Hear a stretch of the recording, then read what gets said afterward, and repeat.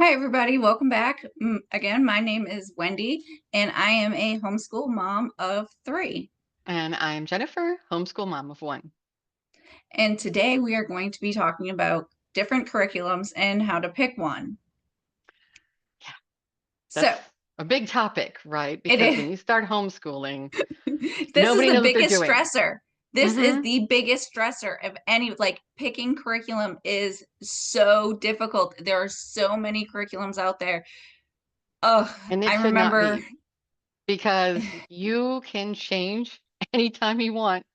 This is not something to stress about at all. And everybody is It freaked out. Yes, absolutely. Exactly. So I know when I started homeschooling, a friend of mine and myself, we went through, oh, I felt like so many curriculums trying to pick one, right? And we just, oh, hey, well, this one is like this. And oh, how do our kids learn? And we had no idea how our kids learned. They were coming in from public school, right? They learned, I guess, the way public school kids learn. And I went, this one's on the computer. That looks great. Click. And I just, that's what I did. And Um, so that's right. So there's two ways to learn. There is online curriculums and books and paper, and then there's some that are a little bit of both, right? And the curriculum you use, you can do both with It it if has you both. choose. For the elementary school portions, there is printouts and that sort of thing. So yes, it is a So combination. you really do which way is going to fit you and your family better, right? Do you have the time to sit down and teach, or do you want the program itself to teach your children, right? That's the other thing. Some even online classes you still have to kind of teach, right? And then others pretty much take over for you. Your child can get up. There is a curriculum called Abeka, and they actually use DVDs. I think they're starting to do digital videos now. Don't quote me on that. We don't use it. I do know a lot of people that do. And their kids get up in the morning, put in their CDs, watch their lessons, and then do their work in their workbooks, right? So again, how much hands-on do you want versus hands off? I guess hands on or hands off, what do you want to do? How is your child going to learn the best? I know when we started homeschooling, I knew that I could not teach my oldest. He was going into a freshman in high school when we started this, and he had actually begged to be homeschooled for 3 years before we started homeschooling, and I knew that I would probably not make it homeschooling him. One of us would not make it. And he is my kid that just argues with me no matter what. No matter what I say, he's going to argue or have some kind of comeback or want to know why it is that he has to add 1 plus 1. So we actually did, there is a kind of a third option, we'll say this, and that is there's a lot of private online schools as well. Right. So Which is it's an not online school. technically homeschooling. It's just online school, right? Well, it is home. Oh, Well, you're talking it about depends. private school. Yes, See, so private there's the school. difference. There's online Yes, private school and then there's online public school. public school, exactly. And so online private school is still homeschooling. Online public school is Not not, because it right. is a public school. But there are those options. We do have a friend who does use an online public school. So she doesn't know what she wants to do in the future. She didn't know what she was doing to begin with. So that's what she chose, and she's okay with it. Just be aware that if you do a online public school, you cannot opt out of any kind of testing, at least here in Texas, because that's how they get their funding. So her son still has to take the dreaded STAR test here in Texas. Right. So our kids, where we are homeschooling and private school, when he was in private school, did not have to do the STAR test. It's only if you do the online public schools. And it's many people's opinions is that the STAR test is what makes public schools unusable after third grade because all they do is teach them how to take a standardized test. Yes. And the standardized test is for the schools to rate how they're doing compared to other schools. So it has nothing to do with your actual child's progress. It just tells the school how they're doing teaching. But all they're doing is teaching how to The take this test. test. Yes. Big plus. Exactly.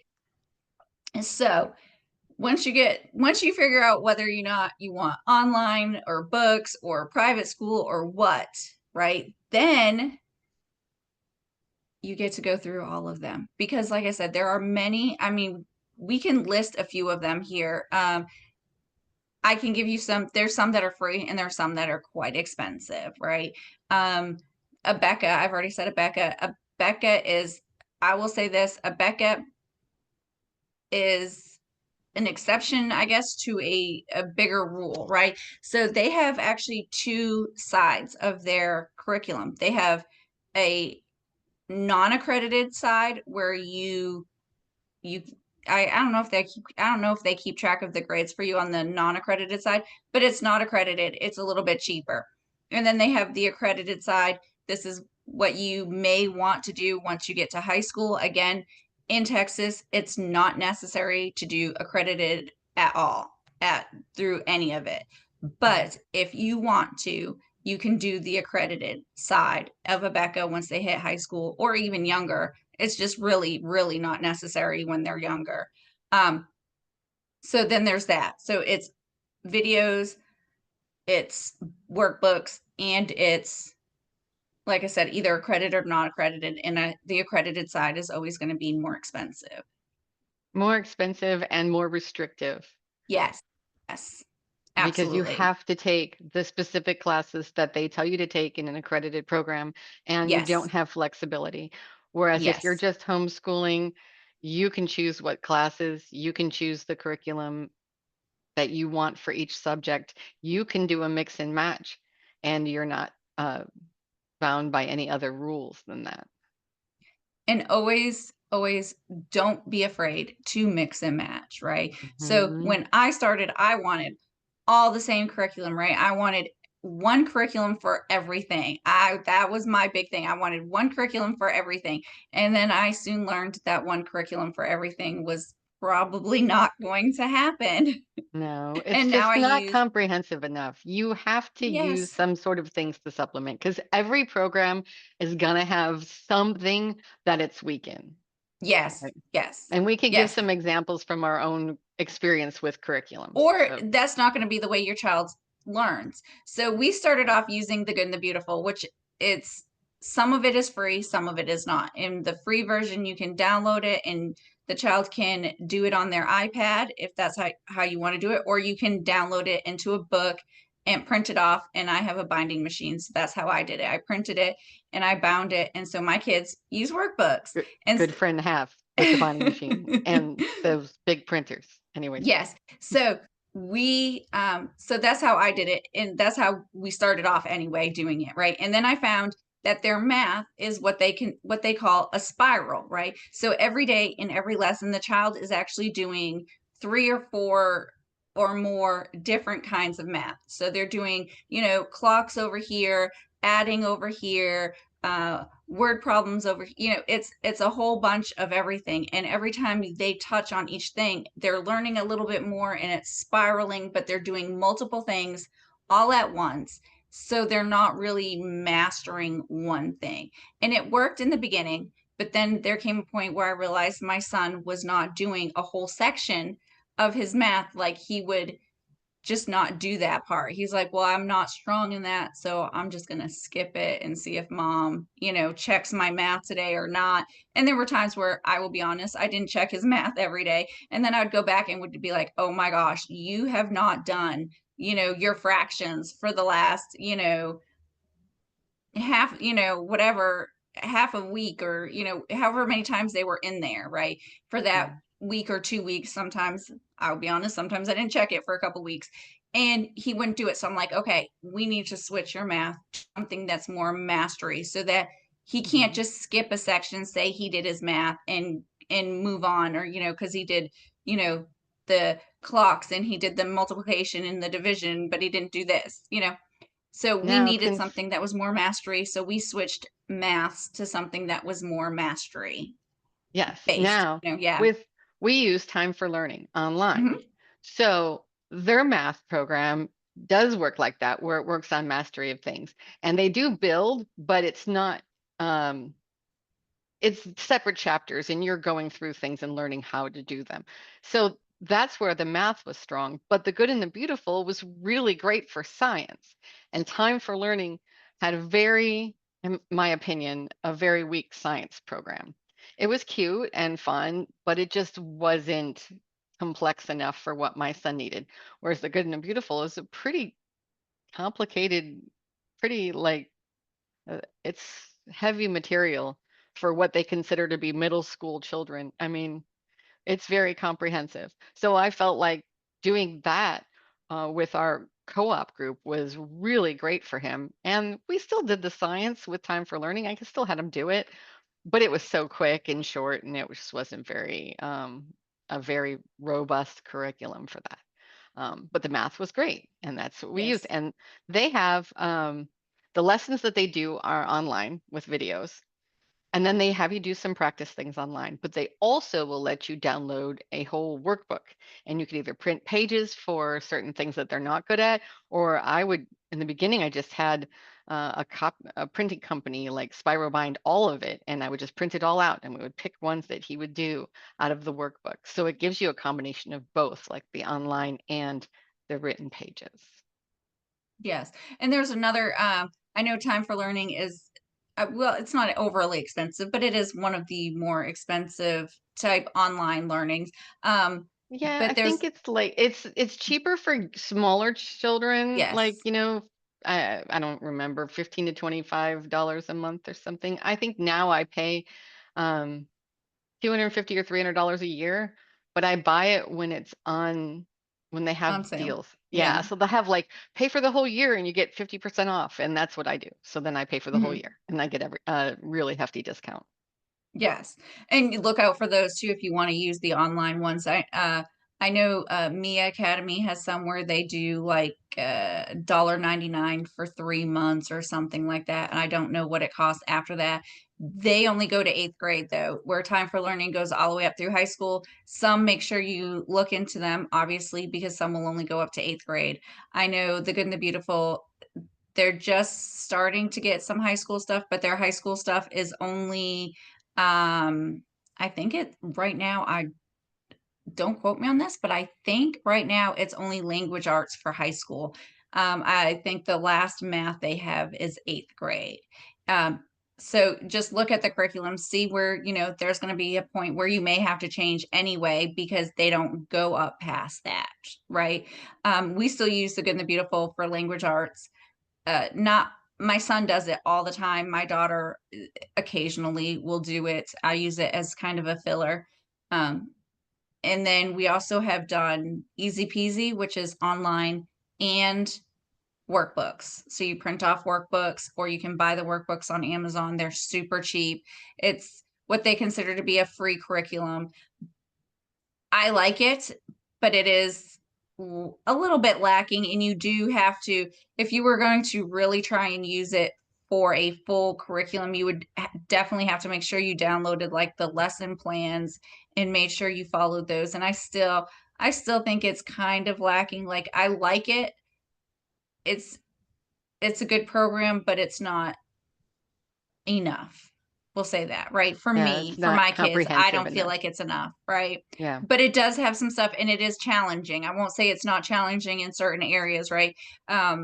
Their vocab books, right? We actually stepped down a grade level for the vocab books just so that the kids would actually be able to read the for the younger kids that are in 3rd grade. We actually stepped down to the 2nd grade vocab books, and we're going to do the second we're doing the 2nd grade reading is where the vocabs are. And they listen to stories, they don't actually read them. There are a lot of older stories too, so free stories that they could get, so they're not, they have a lot of, we'll say, old English in them, words that aren't Hmm. used anymore, things like that, but it is still challenging and it's a little bit hard. So like I said, we did step down one level for that. But um it's a good, like I said, it's a good program. I just don't feel like it's completely and totally enough. We'll just say Hmm. that, but I do like it. And it is, like I said, free-ish. We'll say Yeah. free-ish, right? Is anything Well, really and free? But no. it's free-ish. And then Time for Learning also has this program called Brightspire, which is their accredited program. And I'm pretty sure that also comes with an additional fee because it's not, being accredited, it's going to cost more. Um, but I didn't even research that because we're doing that dual credit program that we had a Absolutely. previous episode about. So, in doing the dual credit, I can still use our Time for Learning curriculum to supplement his education, and it will give him all of the credits he needs in order to get a high school diploma. Because, as Yes. we talked about, you're not going to quite get every credit you need doing dual credit in order to fulfill the requirements for high school graduation. You're going to If need your to kid's going to supplement. go to college. Right, If your right. kid's going to go to college, right? It really doesn't matter if your child's not going to college, but colleges do, that's what they're looking for. So if your child's going to go to college, then you do have to make sure that your homeschool transcripts look the way they want them to look, right? And they have to Yes, have they so need to many have credits. so many Texas is credits. between Yes, Texas is between 22 and 26. So I gave them 23. And they need to have a well-rounded education. And a lot of these Yes. programs like Time for Learning, they have a whole list of electives that you can take. And your kids can take classes that will kind of round out their education that they can't get in a dual credit program. They normally would get at a public high school, like classes like health and fitness and that sort of thing to kind of round out their high school education. And they do count on your high school transcript when you're applying for a university later on. I mean, anything counts on your high school transcript when you're applying for We talked about that. yes, anything counts. Just anything your child does in general, right? Volunteer work or uh, you know, uh working, because even high schoolers, they have a work program. I feel like saying almost at a work release program, but Well, like a they do work have study program, yeah, right? work So if studies they're program. volunteering, if they're doing some sort of work or volunteering, it can be considered part of what they're learning in high Yes. schools, and you can count that. Yes, driver's ed, all those things, whether they take Hmm. it through a school or through you. I mean, because my son did one of the online programs through driver's ed and we taught him how to drive. He didn't actually go somewhere, but I did use that on his high school transcripts. So things Absolutely. about curriculum. Don't be afraid to change curriculums if it's not going well or your child is just fighting you on it. No, there should not be an overabundance of days of crying. Either one of you, either your child or you, should not be crying all the time over the curriculum, right? Or over not being able to do it or whatever. If that's the case, step back in a grade level. Again, you're homeschooling. It doesn't matter what grade level they're on. Most homeschoolers have no idea what grade they're supposed to be in or what grade they're in because a lot of them, again, in public school, they're taught all on one grade level, right? Your age and your grade. That's how you're taught. And when you are homeschooling, you can do whatever, right? So you go to where the child's at. If your child's at level 2 reading, level 3 math, and can understand something else, and maybe even level 5, right? Whatever, you can put them in all those different levels, and it doesn't matter. Just teach your child where they are at. That is Mhm. really important. And again, if that curriculum is not working, switch. Sometimes some curriculums will work for a little bit, like they did with my son, and then they won't work anymore. Find something else and don't be They afraid. get Even mid-year, doesn't matter. Just they get switch. bored of it. Sometimes they just get bored of it. I can tell when my son is ready to be done for the year, like, all right, we're going to go through and pick the most important parts that are left, and that's it. Then we're done. Because even when you're in public school, they never finish the complete curriculum that they're supposed to do each year.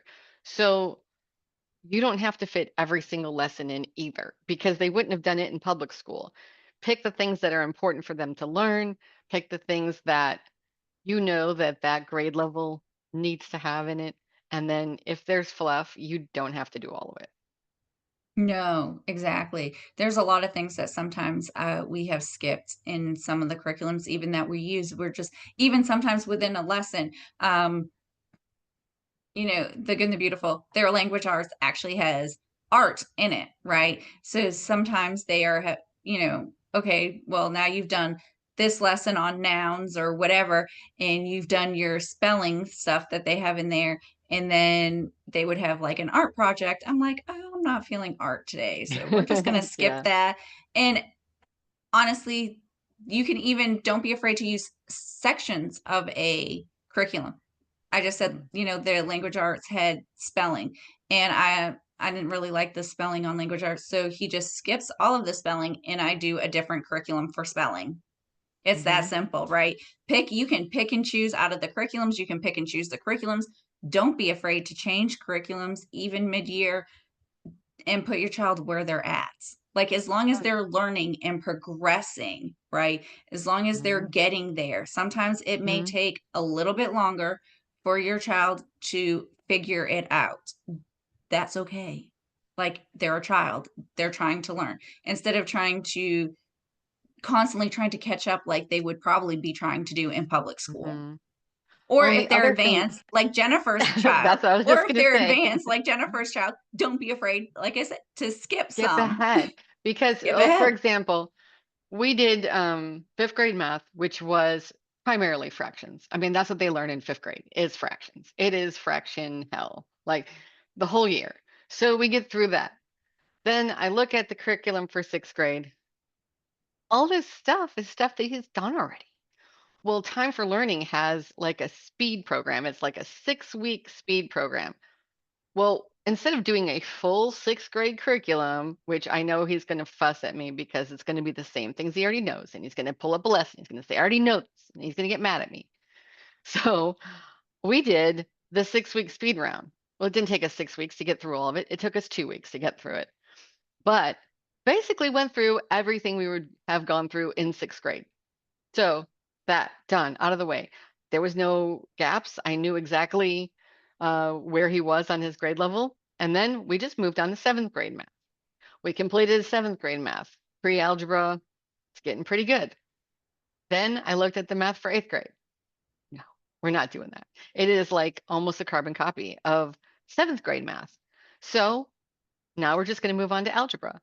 There's no reason to hold him back when he can do algebra. So that's what we're going to do. This algebra is a high school course. It's also available for 8th graders and it's available for high school, but it'll also count on our transcript. So that's what we're going to do. We're just going to move on to the next subject. I mean, once they have an understanding of what they're supposed to be learning, just move on. That's what I do. Exactly. So again, if your child is lacking in certain areas, then stay where you are or go back. And if your child is super advanced and is understanding it and picking it up, don't be afraid to skip or just move on, as Jennifer said, Hmm. and continue on. There's no wrong or right way to homeschool. That's the whole point. And there's no right or wrong curriculum. Again, there's religious curriculums, there's non-religious curriculums, there's online curriculums, offline curriculums, combination of both. There is a whole list of different online curriculums too that you can look at and use. Uh, some have accredited sites and some don't, right? You just have to look and see which one you like the best or which one fits your budget. Sometimes that's what it is, what fits your budget. Yeah, that's true. How much can you afford, and and go from there. And like I said, yeah, definitely don't be afraid to switch. Don't be afraid to change it up. Don't be afraid to skip or hold back grades, as long as your child is advancing, learning, and grasping it. Or don't be afraid to, here's the time, we just talked about this last time. Don't be afraid to maybe even look in co-ops if you just are not a strong teacher and your child is Right. not getting it, right? If you're not a strong teacher in whatever subject, your child's not getting it, that may be a time to look into a co-op, which we just did on our previous video. So just, do Yeah, what works Time for for you. Learning will let you they'll let you move down a grade or up a grade.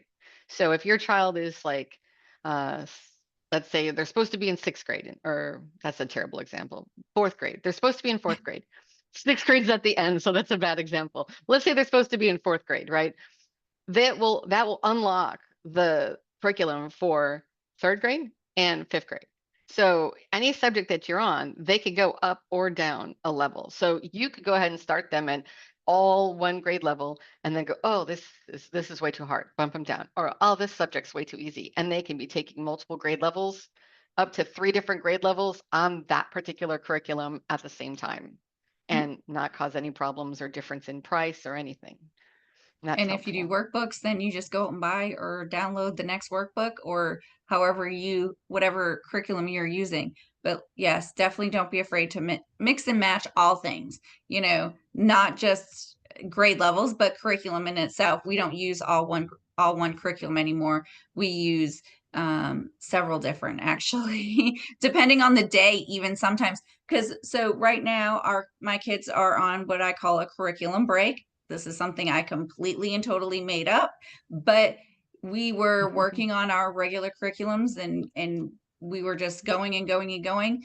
And we did hit kind of a wall, kind of I'm done. So I went in and there's so many resources out there, but there is one called education.com that I purchase that every year. And it is just, they're adding on. I think now they have a few worksheets all the way up to 8th grade. And that they for the lower grades. So for my daughter, I just went on there and I printed out a whole bunch of workbooks for the 3rd grade, right? And I said, okay, we're going to take a curriculum break. And I printed out all these workbooks.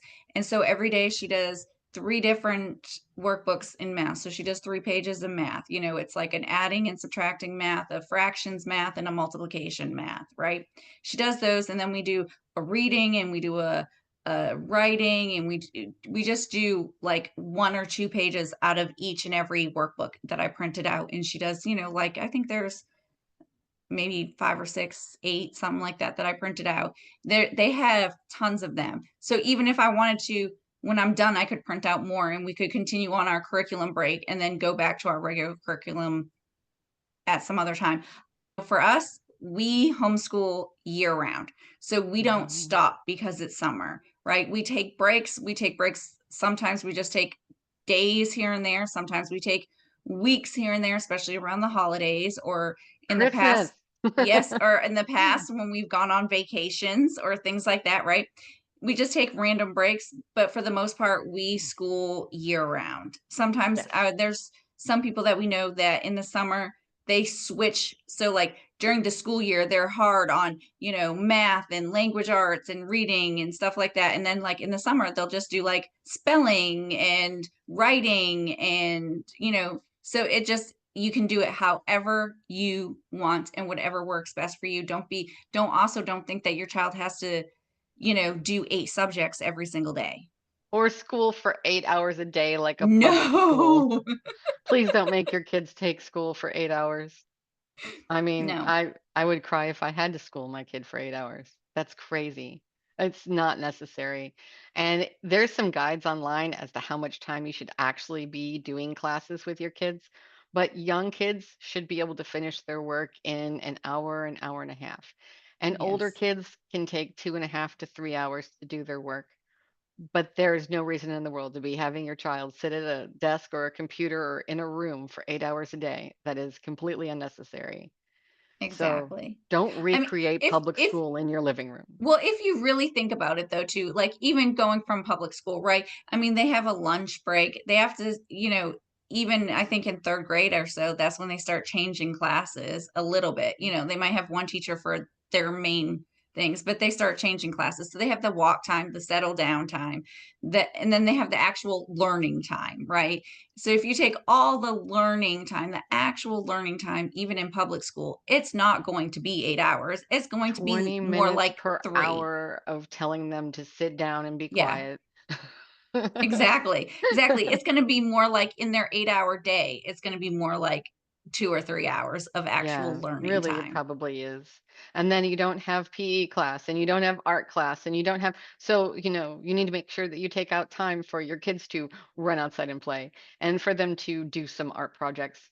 And we even had a co-op for a little while at an art studio where Yes, we were that was doing amazing. art and it I was know I so much drove by fun. the other day. It's been completely closed down and I was like, "Oh man, Aw, someone needs to place open was that so back up." cute. It was great, and we could go in and just do, like, all kinds of art projects with our kids. It was really awesome. And it was super So, cheap. She there's was really just good. yeah, so many She really options. does Yeah. she really does need to reopen or have someone go in there and reopen and do our classes again. I know, I love the art classes. It was so good. So, there's just so many options, so don't be afraid to get creative and change and mix and match, and, let your kids flourish wherever they're good, focus on the subjects they're good at. And, they're still going to have to learn things like if they're terrible in math, they're still going to have to learn math. But you can really let them move forward and excel at the other subjects that they're good at, right?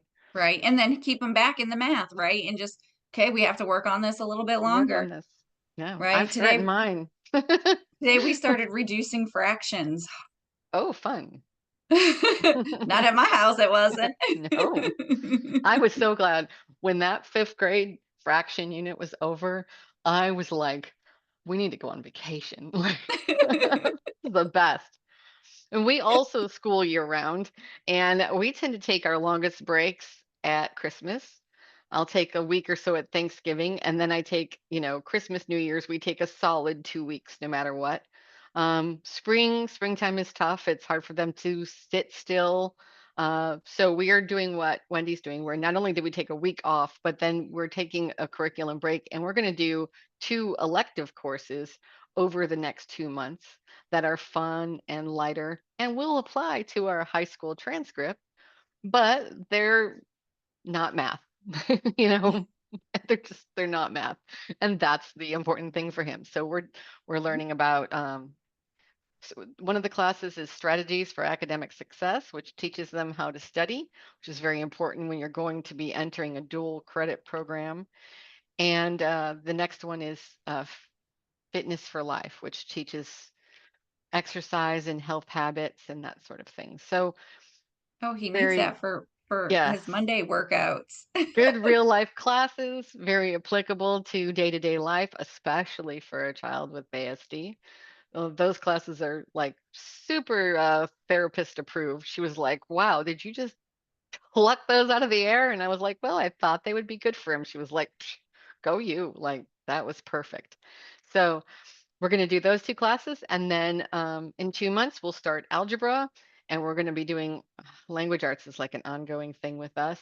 And we're going to we've moved on to high school reading level classes. So we're just reading high school level books, ones that I know are part of the curriculum. And we'll go back and do the little lessons whenever we finish the books. Um, and then we'll start in the fall with the dual credit at Lamar. I'm excited for him. I'm excited for him, and I'm excited for my oldest who's gonna be gone this fall. Going to He Stephen F. Austin. Yes, he actually just paid for they have to pay for a fee to register for the dorm, and he had to pay for a fee to register for an orientation that he has to do. So he just paid those, so now it's like, it's official, he's not backing Yeah, out, this is where he's going, so they're yes. committed. Yes, Yes. good for him. I am Well, super excited. We went up there Monday, and it's super cute up there. If anybody's never been to Nacogdoches, Texas, you must go. And Stephen F. Austin is there, and it is the cutest campus. I'm like, oh, I want to go there. if you take a road trip up there, let me know because I will hitch a ride and check it out.